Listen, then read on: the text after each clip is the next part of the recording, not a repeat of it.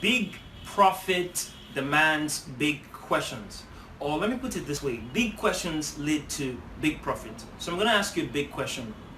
Why aren't you making big profit on social media? The hardest thing to do on social media is raise the value proposition. On social media, nonsense is overwhelmingly popular. It drives traffic, okay? And you wonder why that is. And you complain about it.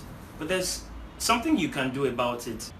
Don't waste money on ads and all of that stuff. Those have their place. Marketing, promotion, sales are all fantastic elements of the entire business process, and they have their place. But here's what you should do. You need to do 3 things. Build niche specific content. Now I'm talking really small niche, like super specific, and I'll deal with that in another video. Build niche specific content. That's the first thing that you have to do. Don't generalize. And even within a niche, go even smaller, okay? And look at the broad market perspective. Tiny niche in a very big market. So you're dealing with a large population across a continent or across continents.